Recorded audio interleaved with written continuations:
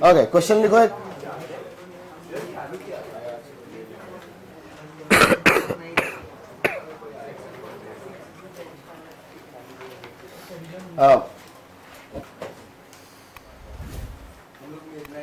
Find the ratio in which find the ratio find the ratio find the ratio in which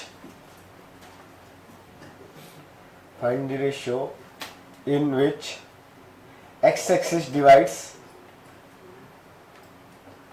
find the ratio in which x-axis divides the line joining find the ratio in which x-axis divides the line joining the points 3, -4 and 7, 5।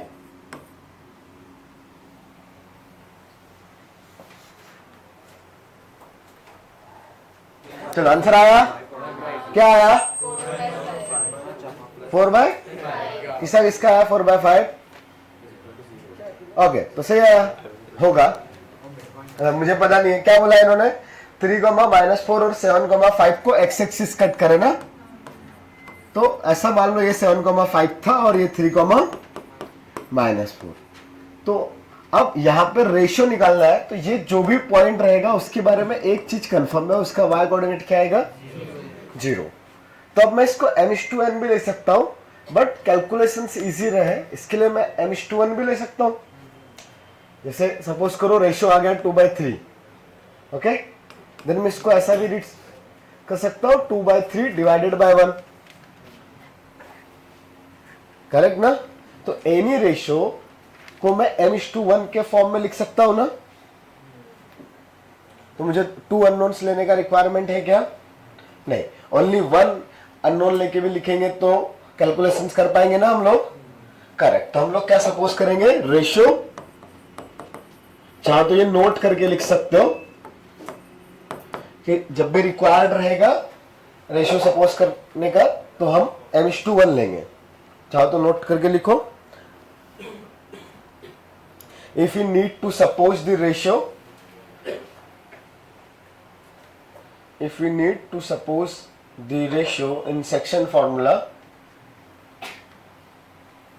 then क्या करेंगे? बोलो। Yes, then take ratio m/1। वो automatically fraction भी आ जाएगा, ठीक है। तो इसमें m/1 लेने पे ऐसा नहीं होगा कि आपने n को ऑलवेज 1 बना दिया, ऐसा नहीं है। वो ऑटोमेटिकली m/1 जो भी रहेगा m फ्रैक्शन में कन्वर्ट हो ही जाएगा, ओके। तो m/1 है, तो y coordinate should be 0 for this point, right. तो m का मल्टीप्लाई करेंगे 7, 5 के साथ, तो y कोऑर्डिनेट के लिए क्या? 5 into m, right, plus 1 into -4 divided by m+1। ऐसे ही आएगा क्या? ये कितना आएगा? 0 equal to 5m - 4 by m+1। तो डायरेक्टली m का वैल्यू मिल रहा है क्या आपको? जस्ट क्रॉस मल्टीप्लाई करके सिंप्लीफाई करेंगे, so 0 should be equal to 5m - 4, so 4 should be equal to 5m, m is 4/5। ऐसे आया था सबका। सो रेशियो क्या आ गया आपका? करेक्ट, वो m/1 मीन्स 4/5 भी आ गया, तो 4:5 भी आया आपका। क्या बेटा? m/n की जगह पे हमने m/1 लिखा थी, बिकॉज वहां पे अगर m और n में 2 ले रहा हूं तो 2 वेरिएबल्स होंगे। 2 वेरिएबल्स से थोड़ा सा ज्यादा कॉम्प्लिकेशंस बढ़ेंगे। इसे बहुत ज्यादा डिफरेंस नहीं आ रहा है, बट 1 लेंगे तो सिंगल एक ही m का वैल्यू चाहिए ना, सिंगल वेरिएबल है तो थोड़ा सा इजी रहेगा, ठीक है। चलो अगला क्वेश्चन लिखो।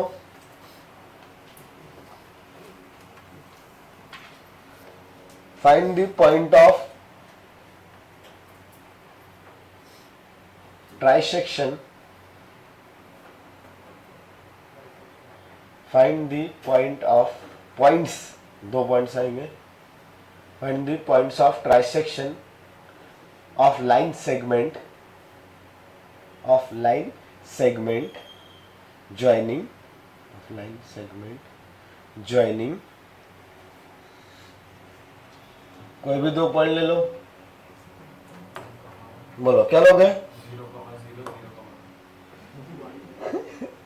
0,0, 0,3 ये भी सही है। चलो ठीक है, पहला क्वेश्चन 0,0, 0,3। दूसरा क्वेश्चन अब विदाउट 0 कुछ ले लेते हैं, 1,1, अबे गधो, ठीक है 3,2। चलो तो अब बताओ, वो पॉइंट्स आएंगे ना, पॉइंट्स, तो ट्रांसेक्शन का मीनिंग क्या होगा? 3 इक्वल पार्ट्स में डिवाइड करना है। यस, चलो तो पहला वाला तो बड़ा आसान है, वो जस्ट इसलिए दिया आपको कॉन्सेप्ट समझ में आए।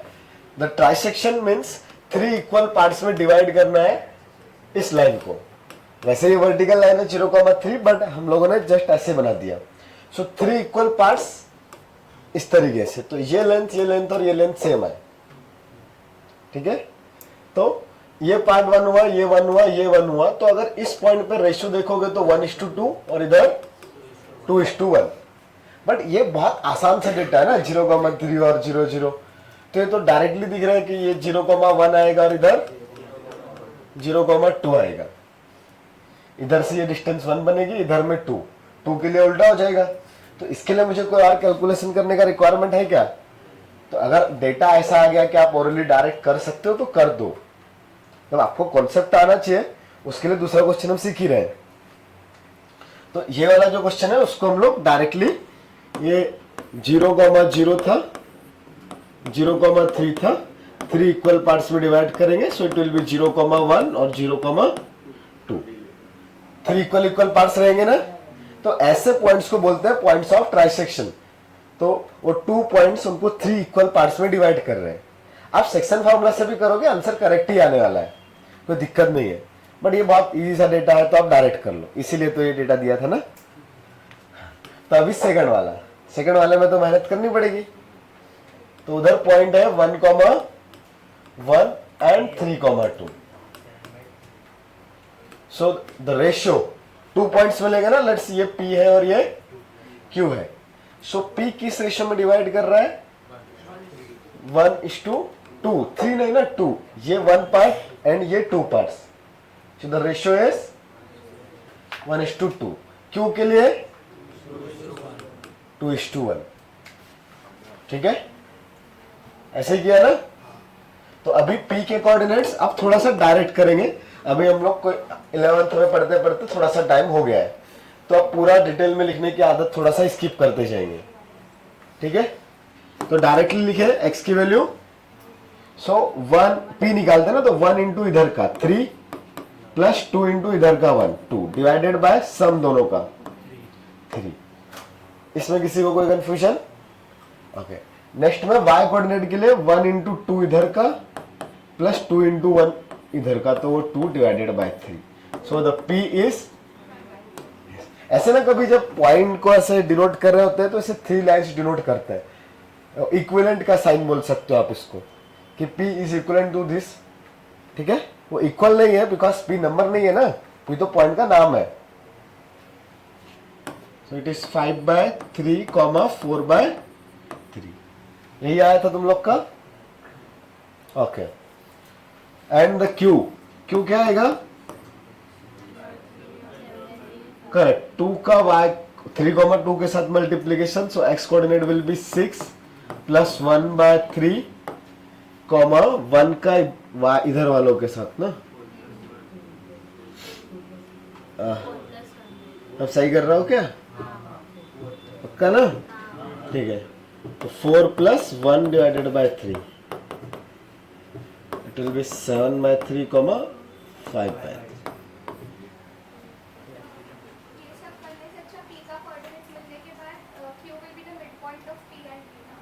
हाँ वो भी कर सकते हो, करेक्ट।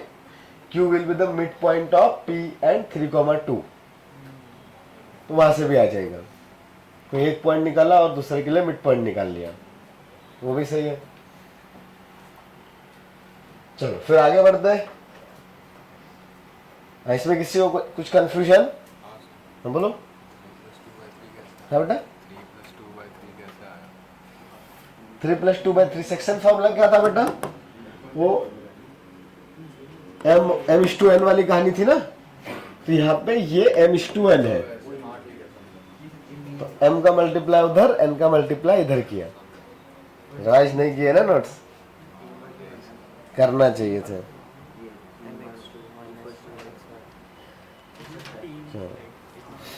डिस्टेंस फॉर्मूला भी पढ़ लिया था, root of x1 square x minus x2 का होल स्क्वायर पढ़ लिया था ना। ओके चलो आगे बढ़ते हैं, थोड़ा सा लिखो। तो थोड़ा ट्राइंगल की चीजें पढ़ रहे हैं, तो सेंट्रॉइड पता है क्या? और क्या क्या पता है ट्राइंगल के बारे में?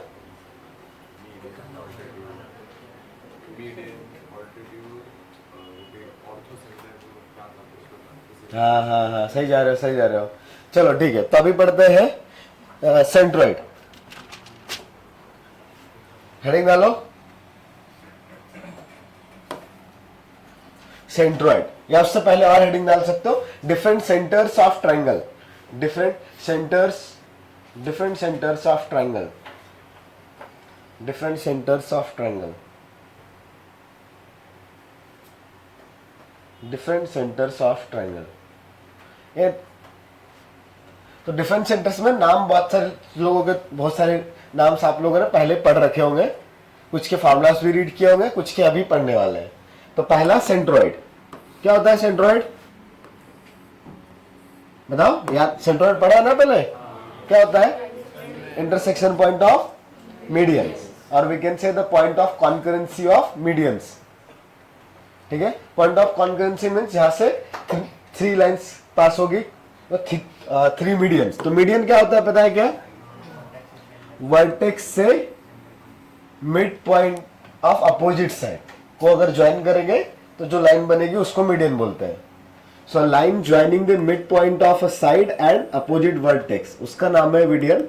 और ये तीनों मीडियन एक ही पॉइंट से पास होती है, और उसका नाम है सेंट्रॉइड। एंड यूजुअली हम लोग उसको डिनोट करते हैं कैपिटल जी से। तो लिख सकते हो सेंट्रॉइड कैपिटल जी। सो अगर 3 vertices are x1, y1, x2, y2 and x3, y3।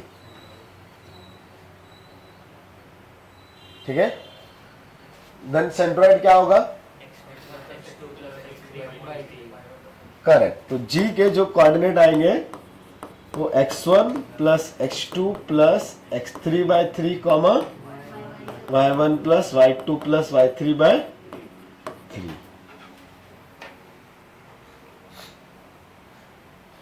अब मीडियन और सेंट्रॉइड की एक और प्रॉपर्टी होती है। हाँ, 1 किधर से? साइड से, करेक्ट। तो 2:1 या 1:1, तो 2:1 बोल देते हैं। ठीक है, तो 2 फ्रॉम द वर्टेक्स। तो एक नोट करके लिखना पड़ेगा नीचे, पहले ये फॉर्मूला लिख लो। The centroid will be x1 plus x2 plus x3/3 comma y1 plus y2 plus y3/3। x1 x2 x3 कौन है? वर्टाइसिस के कोऑर्डिनेट्स ना।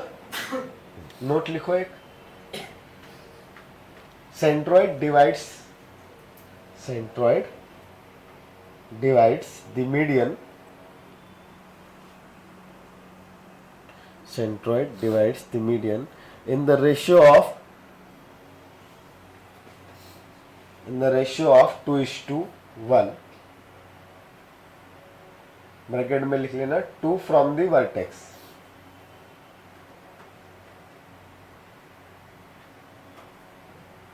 वन इज टू 2 अगर रीड करेंगे देन 1 फ्रॉम दी साइड हो जाएगा। इसको वैसे प्रूफ करने का जरूरत नहीं है, बट अगर करना होगा तो क्या सेक्शन फॉर्मूला का यूज करके प्रूफ कर सकते हैं? यस, ये मिड पॉइंट निकाल सकते हैं ना दोनों का, तो मिड पॉइंट निकालेंगे तो ये पॉइंट मिल जाएगा आपको, लेट्स m मिल गया।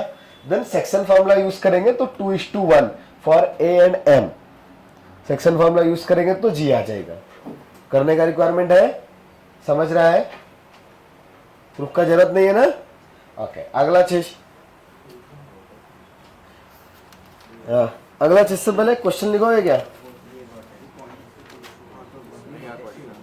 हाँ लिखो ना।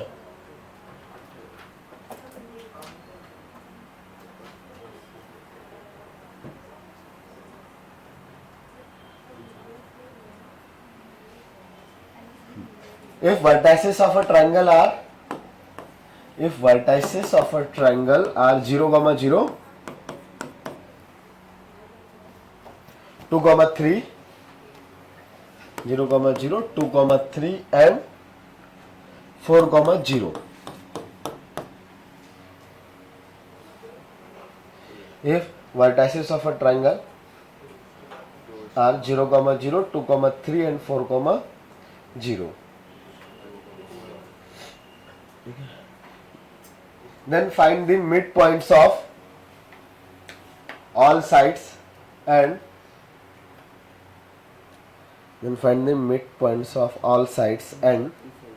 centroid of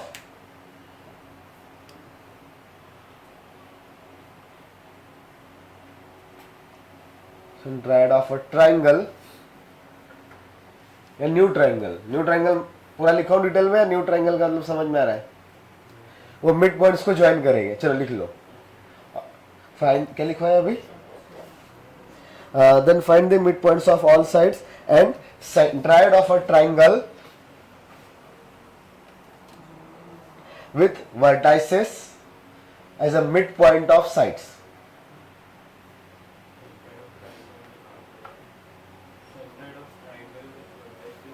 As a midpoints. With vertices as a midpoints. जो midpoints निकाले ना आपने, अब उनसे ट्रायंगल बना दिया, तो उसका सेंट्रोइड चाहिए।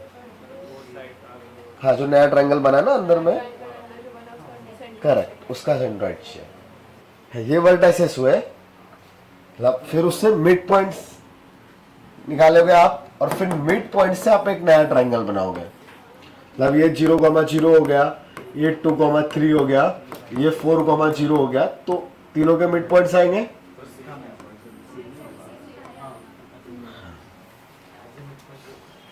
करेक्ट है। तो इस ट्रायंगल का जी चाहिए।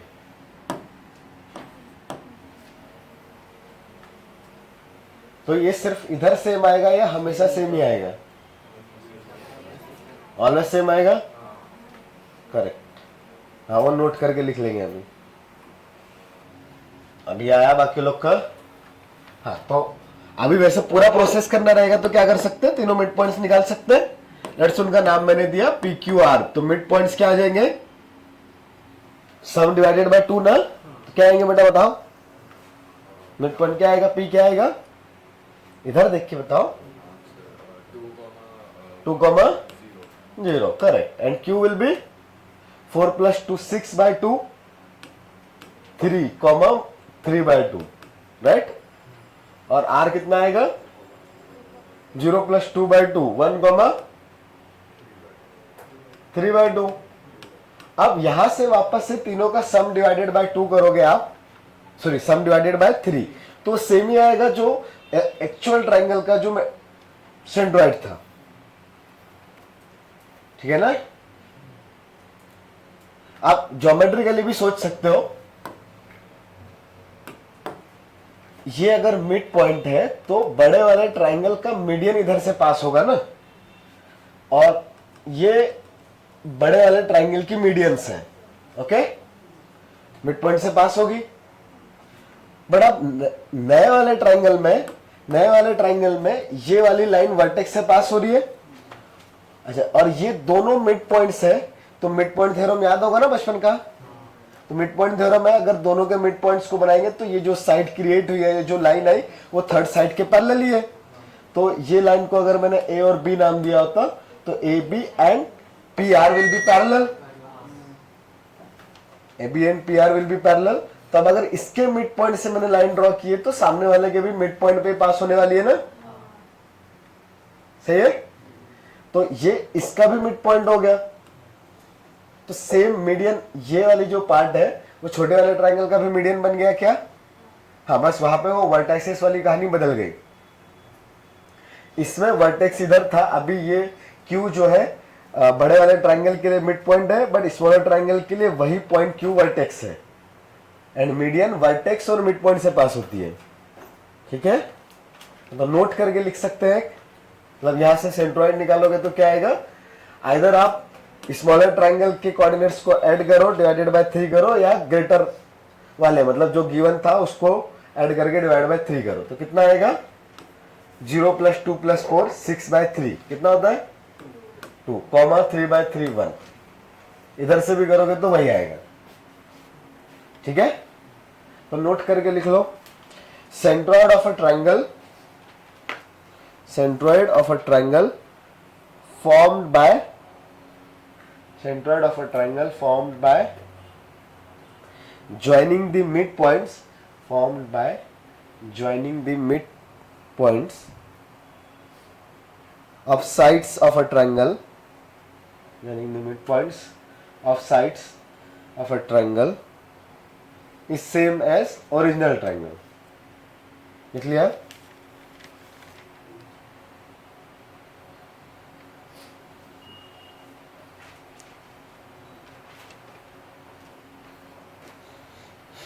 अगला इन सेंटर, क्या होता है इन सेंटर? किसका सेंटर? वर्टेक्सेस का सेंटर। हाँ, intersection point of angle bisector.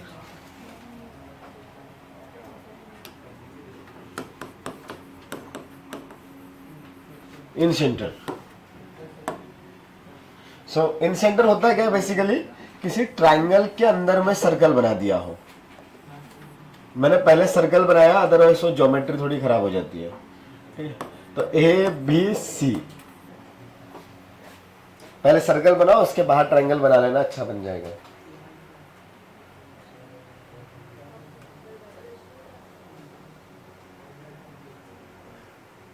तो अगर मैंने किसी ट्रायंगल के ऑल 3 साइड्स को इंटरनली टच करने वाला कोई सर्कल बनाया तो उसका नाम होता है incircle, and the centre of this incircle is called the in centre.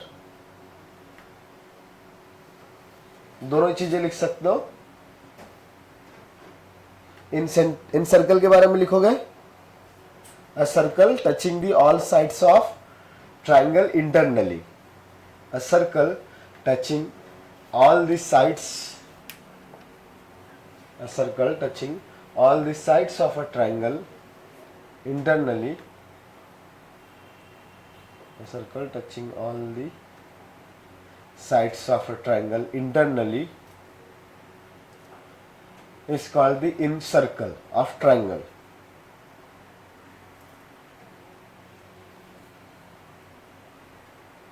And its center is called in center. Circle is called in circle and the center is called in center. Incircle के centre का नाम incircle, sorry incircle के centre का नाम incentre, and usually denoted by capital I, denoted by capital आई।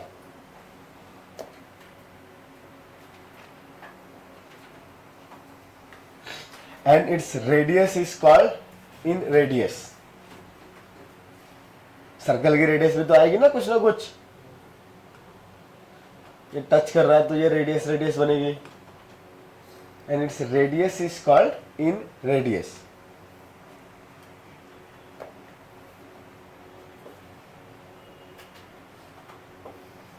अब आते हैं इसके कैलकुलेशन पे, इन सेंटर निकालने के। तो प्रूफ अभी के टाइम पे नहीं देख पाएंगे, उसके लिए लाइंस का इक्वेशन लिख के इंटरसेक्शन निकालना पड़ता है। मैं भी 10th में थोड़ा बहुत तुमने लाइंस का इक्वेशन निकालना सीख लिया होगा, एंगल बाइसेक्टर निकालना तो पता नहीं सीखा होगा, तो उसका यूज करके निकालते हैं। तो अपने टॉपिक में ही वो सब चीजें हम सीखेंगे स्ट्रेट लाइन के अंदर ही, तो वहां से वो निकाल सकते हो, प्रूफ कर सकते हो। बट है क्या चीज, तो सर्कल के बारे में तुमको एक चीज पता है, ये ऐसा अगर मैं बनाऊंगा बाहर से दो टेंजेंट तो, और ये सेंटर को मिला ज्वाइन कर दिया, तो ये दोनों एंगल सेम आएंगे ना। ये ज्योमेट्री तो देखिए। अच्छा, तो अब इसको जोड़ दो, ये यहां से अगर मैंने ये ज्वाइन किया तो ये एंगल और ये एंगल सेम आएगा ना। मान लो ये दो वर्टेक्स नहीं है, वो जो साइड वाला सिचुएशन है, इस वर्टेक्स सी के लिए सेम कहानी दिखाई दे रही है। सो ये जो लाइन है वो इस एंगल सी, इस पूरे एंगल को 2 इक्वल पार्ट्स में डिवाइड करेगी। मीन्स ये एंगल बाइसेक्टर हुआ क्या, वर्टेक्स सी पे ट्रायंगल। हाँ, एंगल बाइसेक्टर जानते हो ना, एंगल को 2 इक्वल पार्ट्स में डिवाइड करने वाला। तो ये वाला जो लाइन है उसमें ये थीटा और ये भी थीटा सेम है। हाँ, अब इनको छोड़ के देखेंगे तो ये एंगल बाइसेक्टर आया ना। अच्छा, सेम चीज इधर भी आएगी क्या।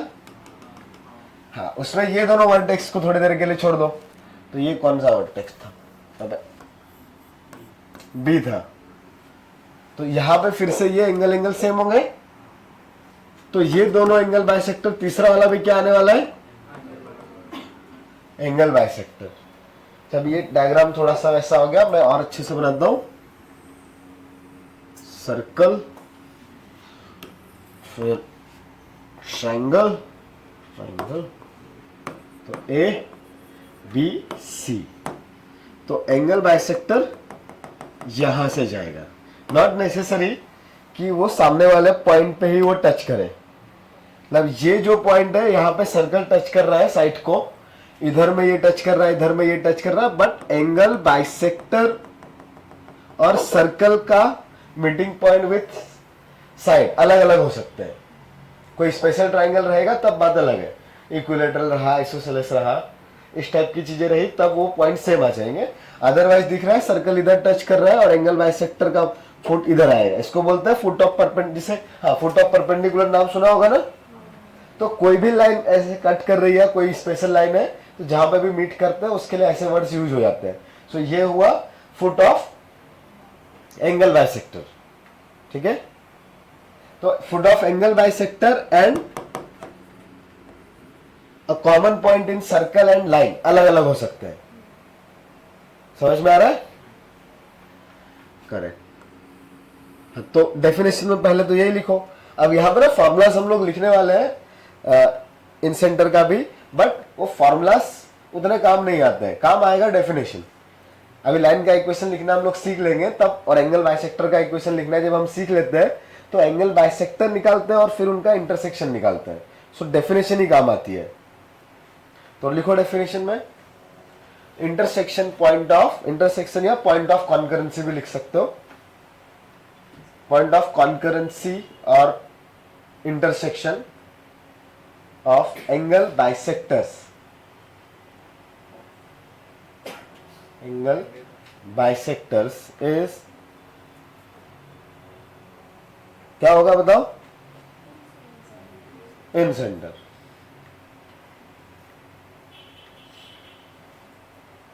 तो intersection point of angle bisector is called in centre.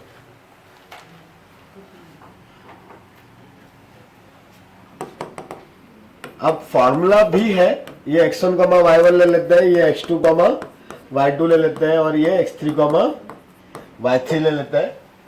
तो और a के अपोजिट साइड को a ले लिया, b के अपोजिट साइड को b, c के अपोजिट साइड को c।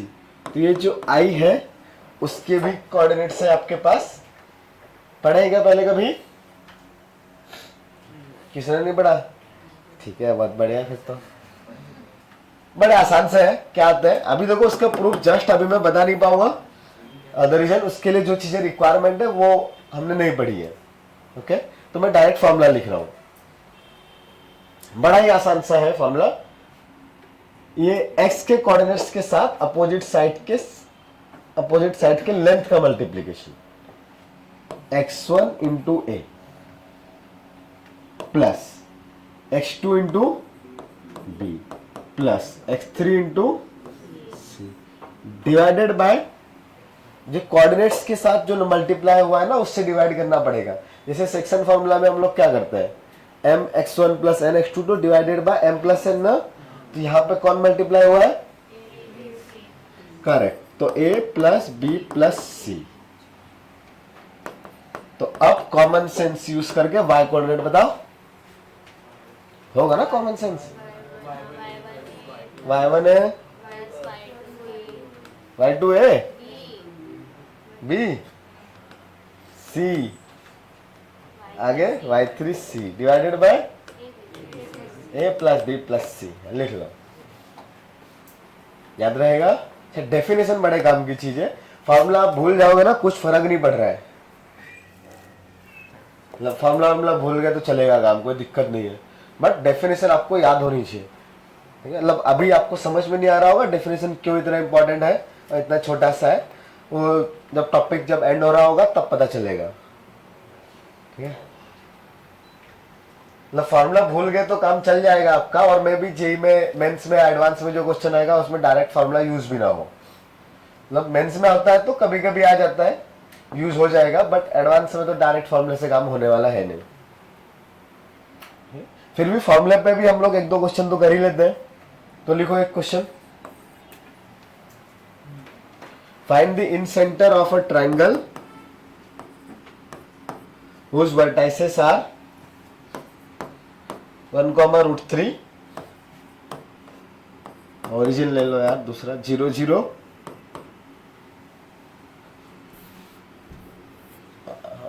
और भी आसान सा ले लो कुछ, 2,0।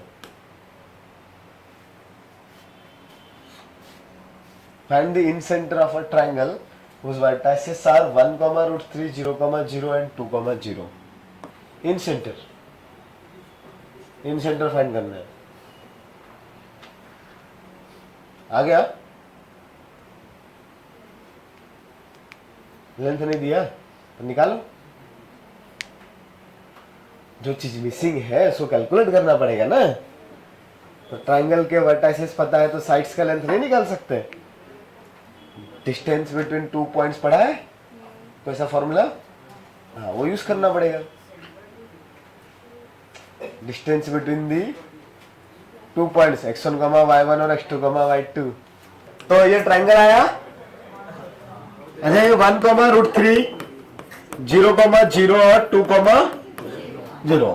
तो इन सेंटर निकालने के लिए वर्टाइसेस के कोऑर्डिनेट्स रिक्वायर्ड होते हैं एंड साइड्स का लेंथ। तो साइड्स का लेंथ कैलकुलेट किया, कौन सा फॉर्मूला, डिस्टेंस फॉर्मूला। तो ये वाला लेंथ 2 आया क्या, ये भी 2 आ गया और ये भी 2 आया, किसका किसका, साइड्स का लेंथ 2 आया, ओके। हाँ, जिसका नहीं आया वो डिस्टेंस फॉर्मूला कौन सा है, x2 माइनस x1 का whole square plus y2 minus y1 का होल स्क्वायर का रूट, ये अप्लाई करते आता है, वो अप्लाई करेंगे तो सब 2 2 2 आ जाएंगे, और फिर कोऑर्डिनेट्स का वही ऊपर वाला फॉर्मूला यूज करेंगे तो आंसर आ जाएगा। तो मैं डायरेक्ट लिख दूं क्या, मतलब सब में 2 2 2 का मल्टीप्लाई करना है ना, और डिवाइडेड बाय, चलो 2 into 0 plus 2 into 1 plus 2 into 2 divided by 2 plus 2 plus 2, ये x कोऑर्डिनेट, वैसे y भी आ जाएगा। तो 2 into 0 plus 2 into √3 plus 2 into फिर से 0 डिवाइडेड बाय 2 प्लस 2 प्लस। कोई कंफ्यूजन, तो कितना आया ये 1 1,3। हाँ, तो पहले आएगा √3/3 और फिर सिंप्लीफाई करके 1,1/√3, वो √3/3 को और 1/√3 लिख सकते हैं, क्या बेटा, हाँ। द रीजन, यहाँ पे ये इक्विलेटरल ट्रायंगल है, तो इक्विलेटरल ट्रायंगल में सारे सेंटर सेम होते हैं, वो लिखेंगे हम लोग बाद में, ठीक है। चलो आगे बढ़ते हैं। इन सेंटर के बाद कौन आएगा, सरकम सेंटर, बड़ा भाई ना उसका।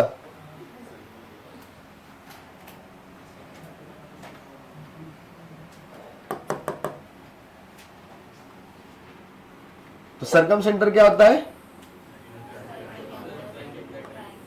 करेक्ट, सर्कल के अंदर में ट्रायंगल, इस तरीके से ना, मतलब ट्रायंगल के ऑल वर्टाइसेस से पास होने वाले सर्कल का नाम होता है सरकम सर्कल। तो आप उसके सेंटर, तो पहले डेफिनेशन लिख लो सरकम सर्कल की। Circle passing through the all vertices of a triangle. Circle passing through the all vertices of a triangle.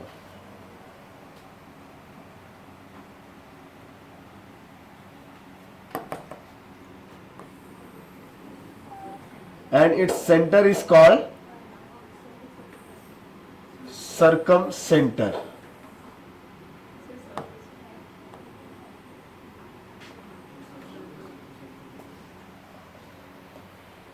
And its center is called circumcenter.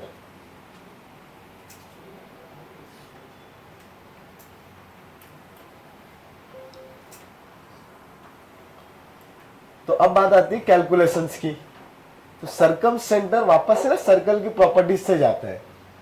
तो सर्कल की प्रॉपर्टी होती है, अगर उसके कॉर्ड का परपेंडिकुलर बाइसेक्टर मैंने ड्रॉ किया तो ऑलवेज सेंटर से पास होगा ना।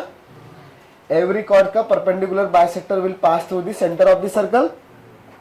ऐसे होता है, पता है क्या? करेक्ट। तो यहां पे लेट्स ए बी और ये सी है, तो मैंने अगर लिया कि B C is the chord of a circle, then इसका परपेंडिकुलर बाइसेक्टर सर्कल के सेंटर से पास होगा। The similarly A C is the chord ना, तो इसका भी तो परपेंडिकुलर बाइसेक्टर सर्कल के सेंटर से ही पास होगा। तो ऑब्वियसली तीसरे वाले के लिए भी सेम ही कहानी है। तो तीनों परपेंडिकुलर बाइसेक्टर्स, सॉरी एक लाइन गलत बना दी मैंने, वर्टेक्स से पास करवा दी। नॉट नेसेसरी कि परपेंडिकुलर बाइसेक्टर वर्टेक्स से पास हो, राइट। बस ये 90 डिग्री चाहिए और ये लेंथ इक्वल, जिससे यहाँ पे ये ऐसा 90 डिग्री पे जाएगा इधर और ये लेंथ इक्वल इक्वल रहेगी। परपेंडिकुलर बाइसेक्टर्स ऑफ साइड पता है ना।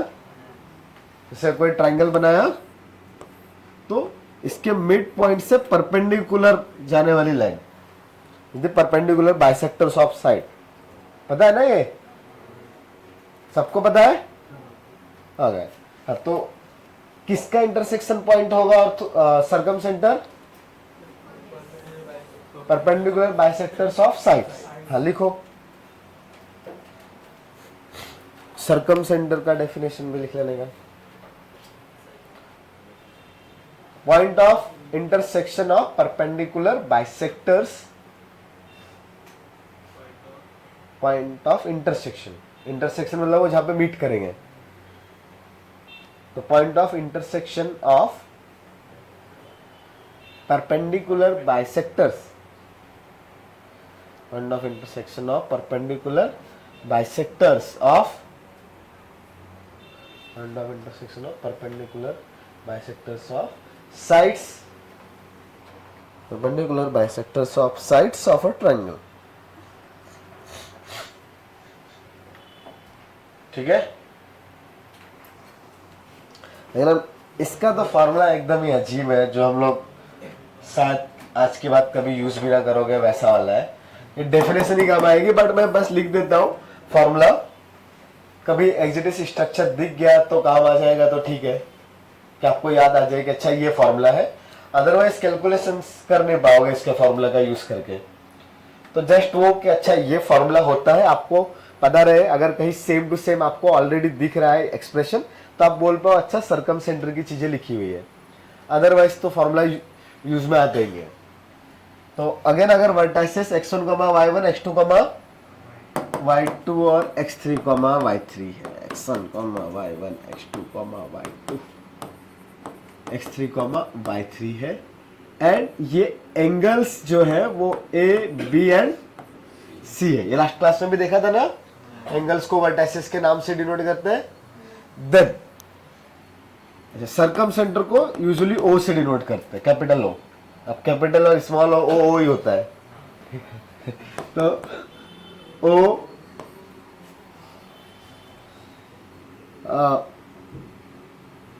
x1 into sine 2a। ये क्यों आता है? बेसिकली वो तुमको सर्कल का एक प्रॉपर्टी याद है क्या? सर्कमफेरेंस पे जितना एंगल बनाएगा सेंटर पे उसका डबल बनाएंगे, तो उधर के कैलकुलेशन से वो 2a आता है। तो करने का अपने को कोई रिक्वायरमेंट नहीं है। तो x1 साइन 2a, बताओ common sense, x2 sine 2b plus x3 sine 2c divided by sine 2a plus 2b plus sine 2c। Y coordinate में लिख लोगे, कॉमन सेंस से लिख लोगे ना, y1 sine 2a plus y2 sine 2b plus y3 sine 2c by sine 2a plus sine 2b plus sine 2c। चलो ये हो गया लिख के। अगला अल्टीट्यूड, नहीं अल्टीट्यूड नहीं, अल्टीट्यूड से कौन बनता है? Ortho centre. हाँ ऑर्थो सेंटर।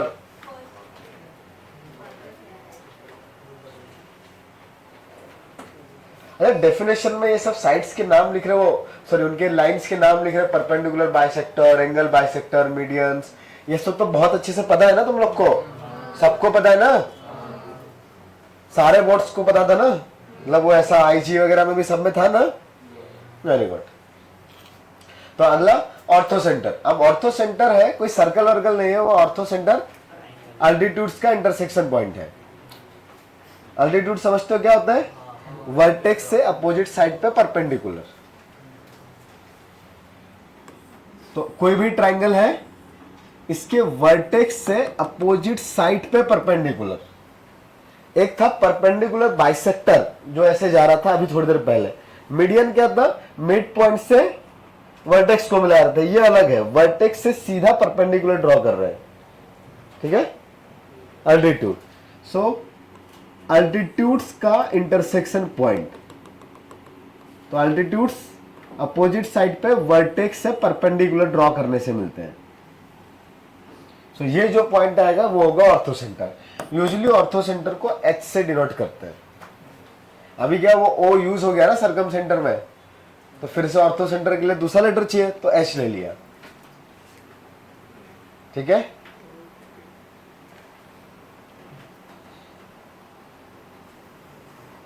तो क्या लिखोगे ऑर्थो सेंटर का डेफिनेशन? पॉइंट ऑफ कॉन्करेंसी या इंटरसेक्शन ऑफ एल्टीट्यूड्स।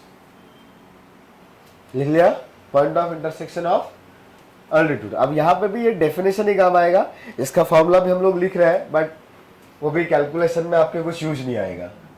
तो जस्ट आपको पता रहे कि ऐसा फॉर्मूला दिखता है, उसके लिए मैं लिखवा रहा हूं। याद कर लो तो अच्छा है, आसान सा ही है। So vertices are x1, y1, x2, y2, x3, y3, A, B, C, then their angle will be capital A, capital B, capital C। तो ये जो ऑर्थो सेंटर है, अब इसमें यूज होता है tan थीटा। तो x1 tan है। अब बताओ अगला क्या आएगा? x2 tan B, x3 tan C, और नीचे में किसका सम? tan का। तो उसको शॉर्टकट में ऐसा भी लिख सकते हैं, समेशन ऑफ tan है। और वैसे ही y कोऑर्डिनेट आ जाएगा summation of y1 tan A divided by summation of tan A। Summation का नोटेशन इतना तो समझ में आता है ना। तो एक नोट करके लिखो, नोट लिखो एक।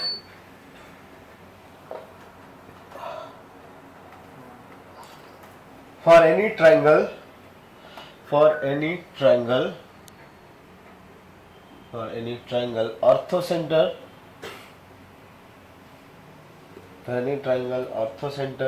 centroid and circumcenter are collinear.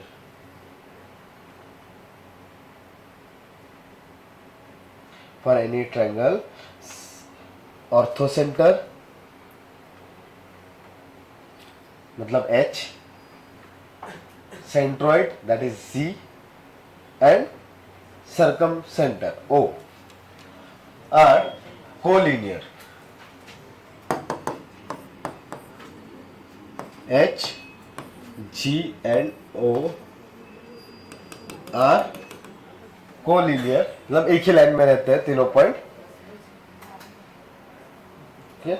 ऑर्थोसेंटर, centroid and circumcentre are collinear and बड़ा ही काम का नोट है, and centroid divides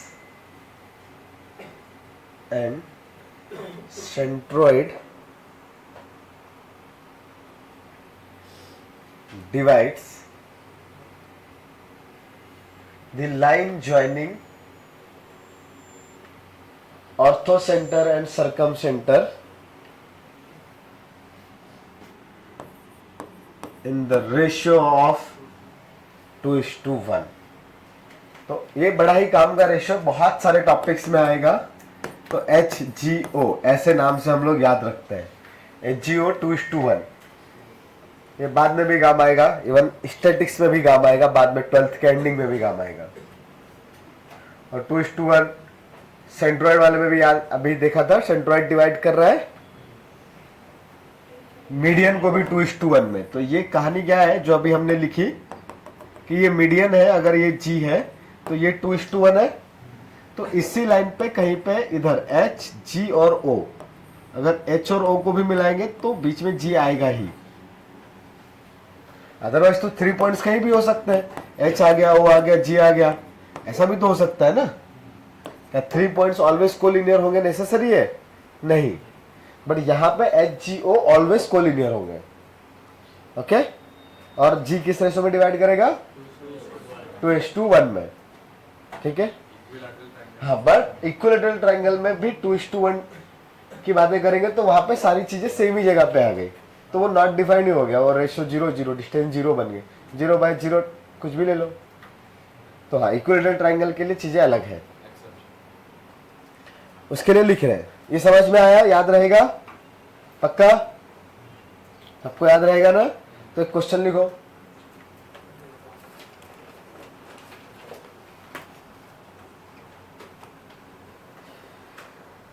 If orthocenter of triangle is A, B, if orthocenter of a triangle is A, B, circumcenter is C, D, A, B, C, D, and a vertex of triangle ABC, now triangle ABC is x1, y1. तो A को मैं x1, y1 लिख रहा हूं, and vertex is x1, y1. Then find the coordinate of,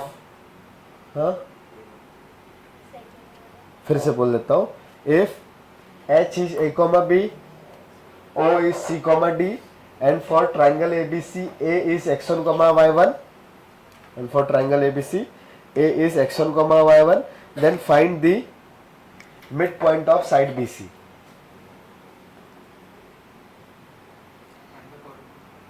हाँ, point find करने का मतलब भी हुआ कि उसके कोऑर्डिनेट्स फाइंड करना. तो find the coordinates of mid point of BC. Side BC है ना, उसके मिड पॉइंट का कोऑर्डिनेट्स चाहिए. A और B के टर्म में ना, ABCD के टर्म में. हाँ, x1, y1 ABCD के टर्म में कुछ तो आया ना. हाँ, तो सही है ना, कुछ तो आया है तो सही आया होगा. क्या आया वैसे? 2C + A - x1/2 सही आया. और किसी का आया? ये इतना सारे लोगों का तो सही आया. क्या बोला है? H है, तो जो भी ट्राइंगल होगा आपके पास, ये पॉइंट A है, इधर का मिड पॉइंट M है. M के कोऑर्डिनेट्स आइडेंटिफाई करने हैं. A गिवन है x1, y1. फिर एक चीज गिवन है H, A, B. एक चीज और गिवन है C, D, ये O है. अब m निकालना है, बस इतना ही इंफॉर्मेशन है। तो इन सब में एक चीज का कनेक्शन होता है सेंट्रोइड का, बिकॉज अगर मैंने a और m को देखा, ये मिड पॉइंट है ना, तो इस पे g आएगा, इसी लाइन पे g आएगा, और वो किस रेशियो में डिवाइड करेगा, 2:1 में। सॉरी g यहां पे आएगा, और सेम चीज इधर भी तो आएगी ना, तो ये भी तो 2:1 है। तो आपके पास g के कैलकुलेशन दो जगह से है, एक h और o का यूज करके भी आप निकाल सकते हो, और दूसरा a और m का, पर m मिसिंग है, तो m ही तो आइडेंटिफाई करना है। So let that m is h, k। तो अगर m का वैल्यू मैंने h, k ले लिया, तो अब g बताना है आपको। पहला मैं लिख देता हूं g using h and o। क्या आएगा बताओ, ये 2:1 का रेशियो है ना, तो 2 into C plus 1 into A by 3 comma 2d plus by 3। इसमें किसी को कोई कंफ्यूजन, कोई दिक्कत नहीं। Now using a and m, हम m को थोड़ी देर के लिए कंसीडर कर लेते हैं, वो h, k, उसी का तो रिलेशन आइडेंटिफाई करना है ना। अगर रिलेशन मिल गया तो h का वैल्यू तो मिल ही जाएगा। तो उसके लिए भी g के ही कोऑर्डिनेट्स निकाल रहे हैं, g ही है, बट हम लोग a और m का यूज करके लिखेंगे, तो 2 इंटू m के coordinates, so 2h plus x1 by 3, और यहां पे 2k प्लस y1 बाय 3। बताओ, इस कैलकुलेशन में किसी को कुछ कंफ्यूजन है? पक्का? कुछ डाउट है बेटा? तो ये दोनों जी तो सेम ही होंगे, बस कंपेयर कर दो, हो गया काम। तो अगर मैं दोनों को जस्ट कंपेयर कर दूं, तो मेरे पास आ जाएगा 2h plus x1 by 3 is equal to 2c plus a by 3। तो 3 cancel out, 2h is equal to 2c plus a minus x1, so that h will be 2c plus a minus x1 by 2। Correct? Similarly क्या आ जाएगा, 2d plus b minus y1 bye 2। यही आ रहा है ना? हाँ, note कर सकते हो जिसका नहीं आया था। फिर आगे बढ़ेंगे थोड़ा सा। अच्छा, इमेज वर्ड जानते हो क्या? Image, okay, mirror image, okay, ठीक है। तो अगला नोट लिखो एक,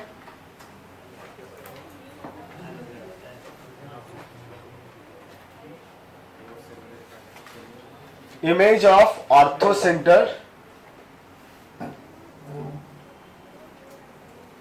image of orthocentre, image of ऑर्थोसेंटर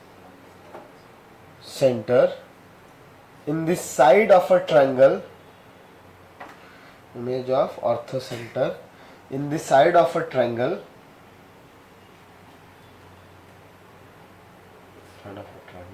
lies on the circumcircle,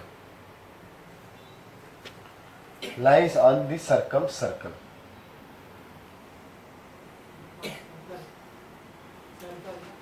circumcircle, तुमने क्या बोला? सर्कल? हाँ हाँ हाँ, सर्कम सर्कल, ये लिख लिया ना, हटा दो। ओके, तो क्या बोला है, स्टेटमेंट क्या है आपके पास, कि आपके पास कोई ट्रायंगल है,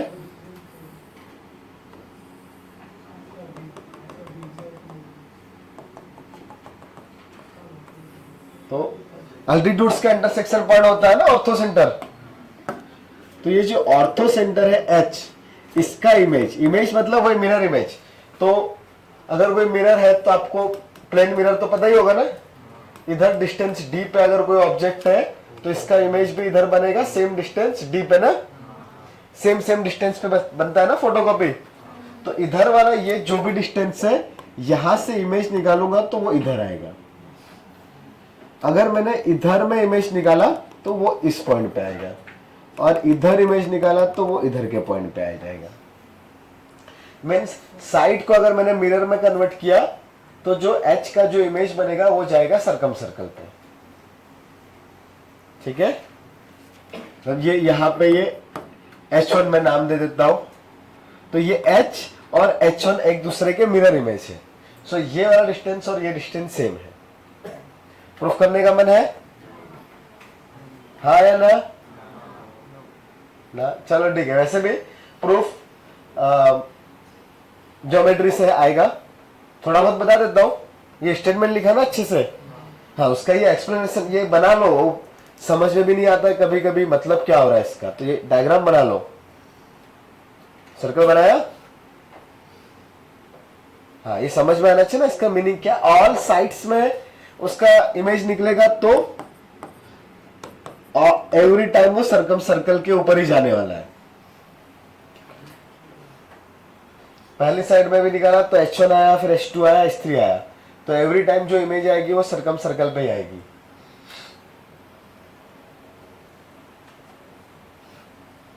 तो बेसिकली प्रूफ के लिए तुमको क्या यहाँ पे दिखाना है कि ये जो डिस्टेंस है ये वाली और ये वाली डिस्टेंस इक्वल है और ये 90 डिग्री का एंगल है। अगर ये 90 डिग्री का एंगल प्रूफ कर दिया तो ये डिस्टेंस सेम आ जाए, या ऐसा कि कोई एक चीज है तो दूसरा वाला कि if this angle is 90 degree then ये दोनों डिस्टेंस सेम होगी, और उल्टा if this distances are equal then that angle should be 90 degree. दोनों में से कोई भी एक चीज सपोज करके दूसरे वाले के लिए प्रूफ कर दो, ऐसे होता है प्रूफ। तो 90 डिग्री लेके सॉल्व करोगे तो अच्छा रहेगा, तो एंगल एंगल का गेम खेलेंगे थोड़ा सा तो आ जाएगा। तो उसके लिए लेकिन जैसे ये कॉर्ड है तो ये थीटा सेम आएगा, और इधर भी बनाएंगे तो ये थीटा सेम आएगा। सर्कल की प्रॉपर्टीज याद है ना, सर्कमफेरेंस पे सेम एंगल बनाता है, थीटा थीटा। फिर वही ये 90 है, इधर भी 90 है, ये थीटा था, ये पूरा ए था, तो ये ए माइनस थीटा, वो एंगल एंगल करके आ जाएगा। मतलब ये दोनों ट्राइंगल तुमको दिख जाएंगे कि अच्छा ये दोनों लेंथ सेम सेम है, तो ये एंगल भी सेम आ जाएंगे, तो ये कॉन्ग्रुएंट ट्राइंगल्स प्रूफ हो जाएंगे। ये वाला ट्राइंगल और ये वाला ट्राइंगल कॉन्ग्रुएंट प्रूफ हो जाएगा। तो अगर ये कॉन्ग्रुएंट हो गए तो ये साइड इक्वल आ जाएगी। तो कॉन्ग्रुएंसी अपने सिलेबस में वैसे ही नहीं है, पर फिर भी किसी के दिमाग में आया तो मैंने बता दिया। कोई तो पीछे से एक बोला था सर प्रूफ चाहिए, पहली बार में तो बोला था कोई, दूसरी बार में चुप हो गया, तो मैंने हिंट दे दिया है, कर सकते हो, होपफुली अभी हो जाएगा। ठीक है, चलो आगे बढ़ता है। तो अभी वापस से सेंटर्स जो एग्जाम में ज्यादातर बात है, मतलब मैक्सिमम टाइम, मतलब इतना मैक्सिमम कि अगर 10 टाइम्स सेंटर्स पे क्वेश्चन आए तो अब जो पढ़ने वाले हैं उस 10 में से 9 टाइम्स उन पे आने वाले हैं, स्पेशल ट्रायंगल्स पे। तो जनरल चीजें बहुत रेयर पूछते हैं सेंटर्स के लिए, कुछ स्पेशल चीजों के बारे में वो लोग पूछते हैं। और स्पेशल ट्रायंगल्स आपके पास कुछ ही है, आइसोसेलेस, इक्विलैटरल और राइट एंगल ट्रायंगल। ठीक है ना, और कौन सा है? वो स्पेशल है क्या? तो स्केलर के लिए तो अभी देख ही लिया ना। हाँ, तो अब ये जो 3 स्पेशल ट्रायंगल्स है उनके लिए बातें कर रहे हैं। तो मैक्सिमम टाइप पे क्वेश्चन इधर से ही आता है। ठीक, और अगर उधर डायरेक्ट ये सब ट्रायंगल नहीं है तो कुछ और रहेगा क्वेश्चन में। तो मैक्सिमम टाइम वैसा ही होता है कि प्योरली अभी जो फॉर्मूलाज पढ़े उनका यूज करके आपको एग्जाम में जरूरत पड़े, वैसा चांसेस रेयर रहा है। पर सिलेबस में सब कुछ है, इसलिए पढ़ना तो सब कुछ है ही। कुछ नया पूछ लिया तो हाँ, तो अभी स्पेशल ट्रायंगल्स लिखो। पहला सेंटर्स इन, टॉपिक का नाम, का नाम क्या लिखोगे? हाँ, स्पेशल ट्रायंगल केस। हाँ, स्पेशल ट्रायंगल केस लिख ला, अपना ही नोटबुक है। तो फर्स्ट वाला equilateral triangle.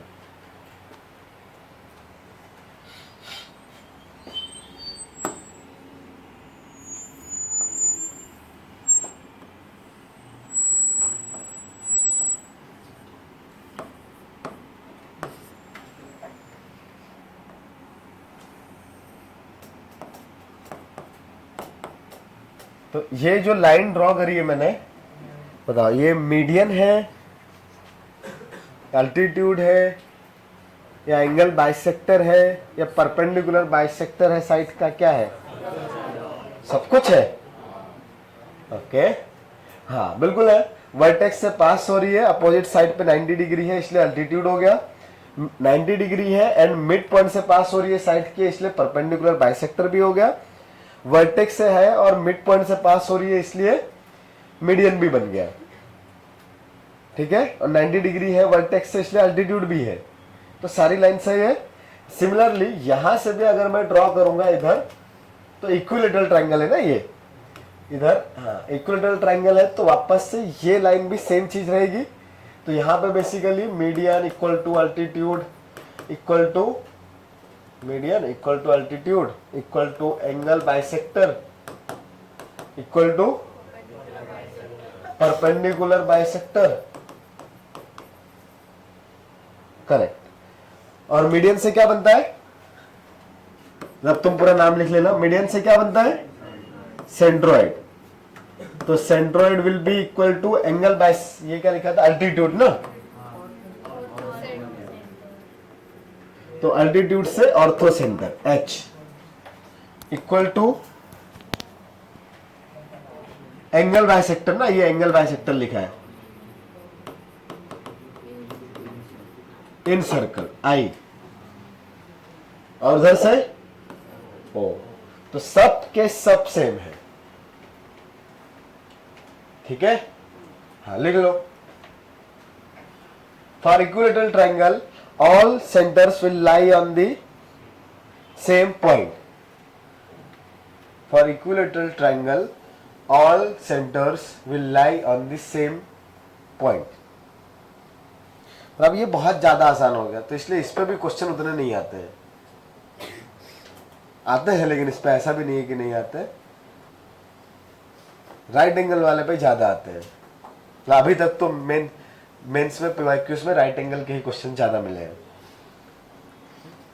Second, isosceles triangle.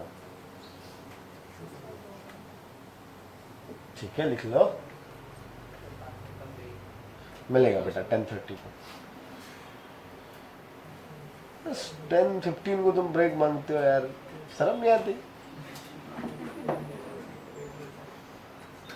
9 बजे मांगो ब्रेक, 9:30 बजे तो समझ में आता है। 10:15 को 10:20 को ब्रेक मांगते हो।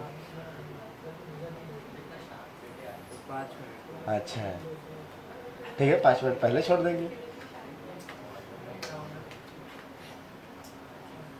शांत तो बैठे हो, अच्छी बात।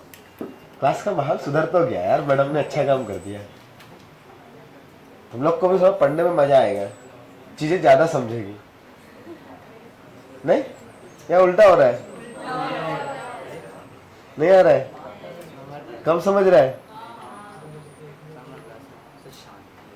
अबे यार, ये उल्टा क्यों सिस्टम है तुम लोग के साथ? सब तुम लोग की चाल है वैसे ही बैठने के लिए। नहीं, तुम्हारा तो जगह भी चेंज नहीं हुआ, तुमको क्या टेंशन है? हाँ? हाँ, तो क्लास के बाद यहीं रुक के डिस्कस करो, ठीक है? टीचर को डिस्टर्ब करने में जो मजा आता है ना, वो अलग है। हाँ हाँ बोली, कौन बोला? ये बोली ना, इसको तो कल इधर ही बिठाएंगे।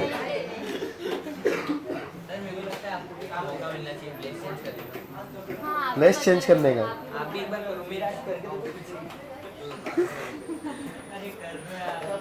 चलो, ये हो गया।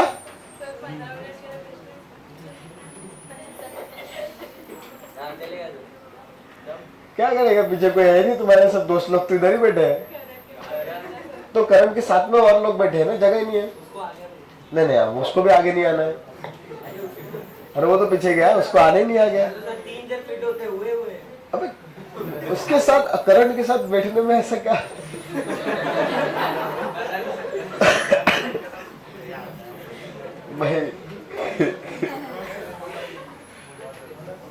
क्लास के बाद भाई मिल लेना इससे, मिलेगा?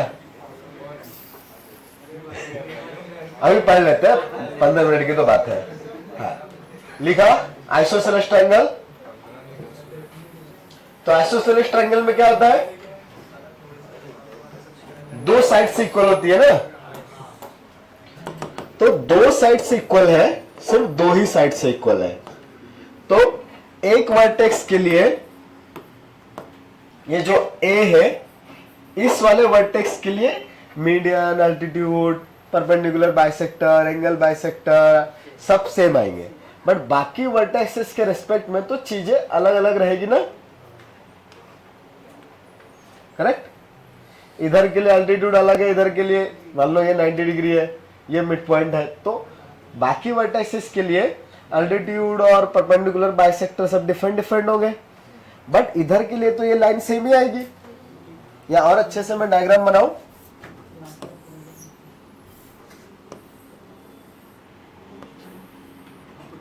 तो यहां से सब कुछ सेम है, बट इधर मिड पॉइंट के लिए इधर जाना पड़ेगा, और परपेंडिकुलर बाइसेक्टर किधर से आएगा, ये यहां से मान लो ऐसे आएगा, ये 90 डिग्री, सही है ना? तो इस ट्रायंगल का ये परपेंडिकुलर बाइसेक्टर और दूसरा परपेंडिकुलर बाइसेक्टर ये हुआ, ठीक है? तो ortho centre, sorry circum centre इधर मिला, और ये एक मीडियन है, दूसरी मीडियन ये थी, मिड पॉइंट से पास हो रही है, तो जी इधर मिला, ऐसे ही है। हाँ, बाकी और भी लोग आएंगे तो इधर से अल्टीट्यूड ड्रॉ करेंगे, इधर उधर कहीं पे भी। थोड़ा सा ट्रायंगल मैंने ज्यादा बड़ा बना दिया, 90 डिग्री अंदर बन नहीं रहा है, पर मैं अंदर ही बना रहा हूं, ठीक है? तो यहां पे एच भी आ जाएगा, ऐसे होगा ना, बट जो भी आने वाला है इसी लाइन पे आएंगे। ये अगर ये वर्टेक्स है तो इस ए वाली लाइन पे सब कुछ रहने वाला है, ये कंफर्म है, सही है? तो यहां पे एच जी ओ, और एक चीज एंगल बाइसेक्टर जो होता है आपके पास, वो भी इसी लाइन पे आ जाएगा, तो करेक्ट, सब कोलिनियर। बाकी ट्रायंगल्स में एच जी ओ कोलिनियर्स होते हैं, आई कहीं भी हो सकता था, बट अब आइसोसेलेस है तो आई भी सेम लाइन पे आएगा। इसमें इतना ही खास चीज है, लिखो रेशो नहीं, एच जी ओ का रेशो तो रहेगा सेम, हाँ वो तो रहेगा। आई का तो कुछ भी आएगा, आई का तो इंडिपेंडेंट है, रेशो को लेना देना नहीं।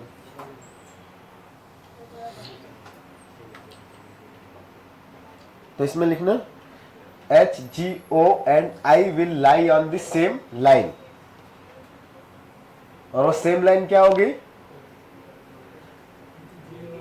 हाँ, वो इक्वल साइड्स वाला जो कॉमन वर्टेक्स है उससे जाने वाली लाइन, उससे जाने वाली मीडियन बोल दो, तो सब कुछ सेम ही है ना।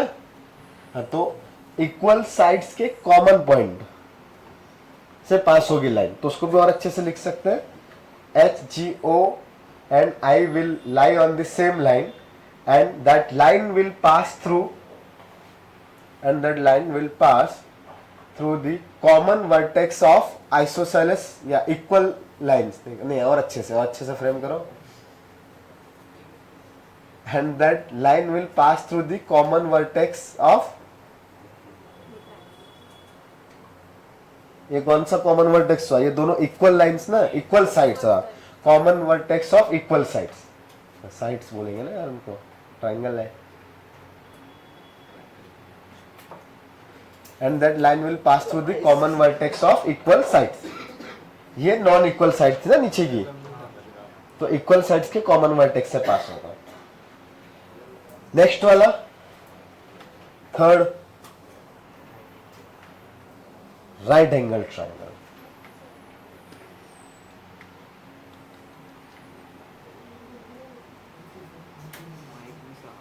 मैंने थोड़ा रेंडमली बनाई है लाइंस, जस्ट ये दिखाने के लिए कि सब कुछ एक लाइन पे आएगा, मैंने बहुत एक्यूरेट तरीके से ड्रॉ नहीं किया है, ठीक है? ये इधर में एंगल ढूंढोगे, सर किधर 90 दिख रहा है, हाँ तो 90 है भी नहीं, तो मैंने रेंडमली बस बना दिया है। कुछ कंफ्यूजन है इसमें किसी को? नहीं। तो नेक्स्ट वाला राइट एंगल ट्रायंगल, तो राइट एंगल में लिखो, तो राइट एंगल बड़ी खास चीज है।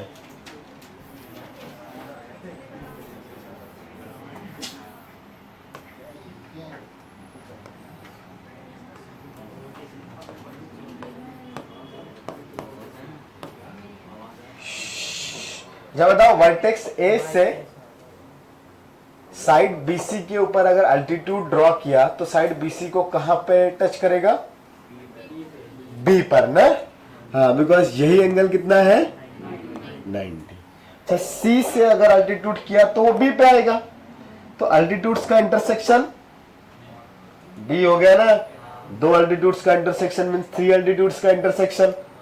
So that vertex B, that is a vertex with 90 degree will be orthocentre, because altitudes का इंटरसेक्शन वो वर्टेक्स सी है। So that point B will be H. समझ में आ रहा है? बिकॉज वही अल्टीट्यूड्स है ना। अल्टीट्यूड्स क्या होता है? वर्टेक्स से अपोजिट साइड पे लाइन ड्रॉ करो परपेंडिकुलर वाली, तो यहां से इधर यही परपेंडिकुलर वाली लाइन है। ओके, अगला पॉइंट इसमें, हाँ ये लिखो, नोट करके लिखो। करेक्ट, हाँ ये नोट लिखना है। तो राइट एंगल ट्रायंगल में लिखना है अ vertex with 90 degree will be ortho centre. A vertex with 90 degree, a vertex with 90 degree will be ortho center of the triangle. इसी में सेकंड पॉइंट आता है सर्कम सर्कल के सेंटर का, दैट इज सर्कम सेंटर। तो उसके लिए circle का बहुत बेसिक प्रॉपर्टी, डायमीटर कितना एंगल क्रिएट करता है सर्कमफेरेंस पे? 90 ना। तो diameter subtends 90 degree eight circumference, right? वही होता है ना सर्कल का। और कहीं पे 90 डिग्री क्रिएट करेगा? नहीं, बेसिक प्रॉपर्टी है सर्कल की। तो यहां पे जो भी सर्कल है ऑल वर्टाइसेस से पास होना चाहिए ना। देन ये एंगल कितना है? 90 degree. So AC should be diameter ना, because AC subtending 90 degree at vertex B. So AC should be diameter, because कोई और पॉइंट तो 90 डिग्री क्रिएट नहीं कर सकता सर्कमफेरेंस पे। ओनली डायमीटर्स मेक्स 90 डिग्री या सबटेंड्स 90 डिग्री एट सर्कमफेरेंस। तो यहाँ पे AC शुड बी डायमीटर। तो अगर AC डायमीटर है तो इसका मिड पॉइंट कौन होगा? सर्कम सर्कल का सेंटर, हाँ O, सर्कम सेंटर। तो लिख लो hypotenuse will be diameter of circumcircle. Hypotenuse will be the diameter of circumcircle। ऐसा क्यों लिख रहे हैं डायमीटर का? समटाइम्स आपको रेडियस निकालने का जरूरत पड़ेगा, तो हाइपोटेनियस का हाफ ही रेडियस है। तो डायमीटर नहीं, क्या लिखा? Hypotenuse will be the diameter of circumcircle and the mid point of hypotenuse will be circum centre, mid point. अच्छा ये बताओ, ये एक्यूट एंगल, ऑब्टूस एंगल और राइट एंगल ट्रायंगल तीन अलग अलग चीजें समझती है ना। एक्यूट एंगल्स में क्या होता है? All angles less than 90। Right angle triangle में एक एंगल 90 और ऑब्टूस एंगल में करेक्ट। तो एक्यूट एंगल ट्रायंगल जब थे आपके पास तो H और O दोनों अंदर आ रहे थे। H O G तो हमेशा ही अंदर आता है, H और O अंदर आ रहे थे। राइट एंगल ट्रायंगल में क्या हुआ? ये बाउंड्री पे आ गया ना, लाइन पे आ गया या फिर इधर आ गया। अब अगर मैं ऑब्टूस एंगल ट्रायंगल बनाऊंगा तो बाहर आ जाएगा। आप ऐसा भी सोच सकते हो, ये सर्कल है, डायमीटर 90 डिग्री बनाता है ना, तो यहां पे एक छोटू सा ट्रायंगल बनाया, तो ये एंगल अभी 90 से ग्रेटर रहेगा। और ऐसे वाइड हो गया ना, मतलब अभी ऐसा था तो 90 था, और ऐसे हो गए तो और कम हो जाएगा ना। मतलब ये एंगल 90 है, तो ये एंगल तो अभी और ग्रेटर देन 90 रहेगा ना। तो ये ऑब्टूस एंगल ट्रायंगल है। तो ऑब्टूस एंगल ट्रायंगल मतलब वो डायमीटर के एक ही साइड बन रहा हो, सॉरी हाँ, ऑब्टूस एंगल ट्रायंगल डायमीटर के एक ही साइड में बन रहा होगा। तो यहां से हम लोग क्या रिजल्ट याद रखते हैं कि अगर ऑब्टूस एंगल ट्रायंगल है तो सर्कम सेंटर ट्रायंगल के बाहर लाई करेगा, सही ना? बिकॉज डायमीटर 90 डिग्री क्रिएट करता है। अगर एक्यूट एंगल ट्रायंगल रहेगा तो और 90 से स्मॉलर एंगल मिलेगा। इस ये जो मैंने ट्रायंगल बनाया है, ये 3 ट्रायंगल दिखाई दे रहे हैं इधर, इसमें ये सबसे बड़ा वाला जो ट्रायंगल है नीचे की बाउंड्री के साथ, वो एक्यूट एंगल ट्रायंगल आएगा। उसके अंदर में सर्कम सेंटर आ रहा है। फिर सेकंड नंबर का जो ट्रायंगल है उसमें राइट एंगल ट्रायंगल बनेगा ना ये, तो उसके सरकमफेरेंस, सॉरी, ट्रायंगल के ऊपर में ही सर्कम सर्कल आ रहा है, और उसके और ऊपर चले गए तो सर्कम सर्कल ट्रायंगल के बाहर आएगा। कोई कंफ्यूजन? हाँ, तो इसको नोट करके लिखने वाले हम लोग। लिखो note. Centroid and in centre always lies the inside the circle. भाई सेंट्रॉइड तो अंदर ही आने वाला है ना, मीडियन, और इन सर्कल तो अंदर ही बनने वाले सर्कल का सेंटर, तो वो तो अंदर ही आएगा। Centroid and in centre always lies inside the triangle. Centroid and in center always lies inside the triangle. उसमें नीचे की लाइन में और लिखो, for acute angle triangle circumcircle and orthocenter lies inside the triangle.